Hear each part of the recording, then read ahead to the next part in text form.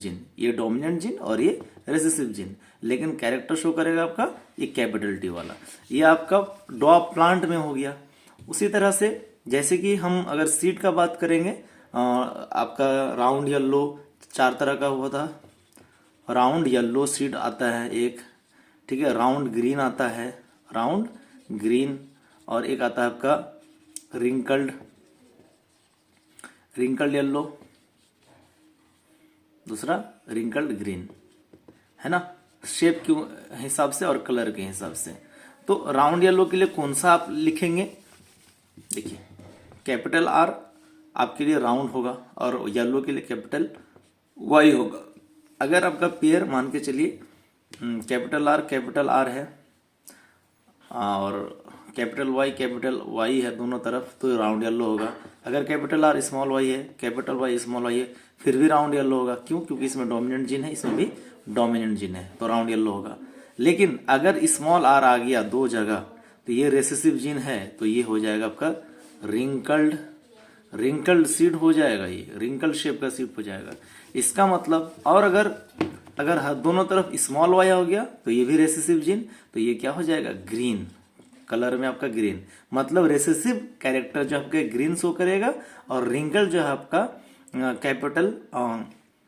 Capital small are में wrinkle show करेगा और स्मॉल वाई में ग्रीन शो करेगा।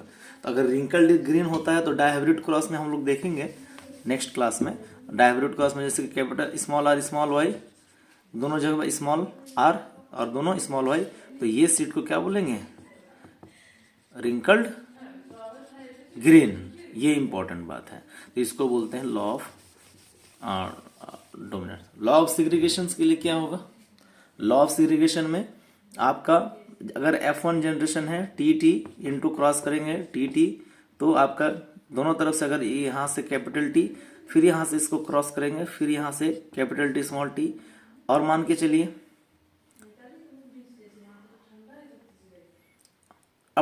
इसका एक टी और इसका एक टी, तो यहाँ पे कैपिटल स्मॉल टी, और फिर अगर एक टी से यहाँ से और एक टी यहाँ से, तो दोनों तरफ स्मॉल टी। ये जो आपका ये तीनों प्लांट आपका टॉल आ जाएगा, भले ही रेसेसिव जीन हो, लेकिन तीनों में आपका डोमिनेंट जीन। लेकिन इस केस में आपका दोनों ही रेसेसिव जीन है, तो ये प्लांट आपका डॉर्फ में आ जाएगा। तो रेशियो अगर हिसाब से निकालेंगे तो 3 ड्रॉफ और 3 टॉल और 1 ड्रॉफ, तो रेशियो आपका 3:1। ये जो आपका 1 वाला है, ये आपका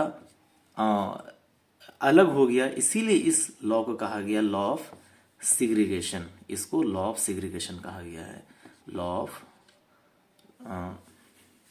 ऑफ सेग्रीगेशन कहा गया है इसको। आई होप आप समझ गए होंगे लॉ ऑफ डोमिनेंस और लॉ ऑफ सेग्रीगेशन किसको कहता है।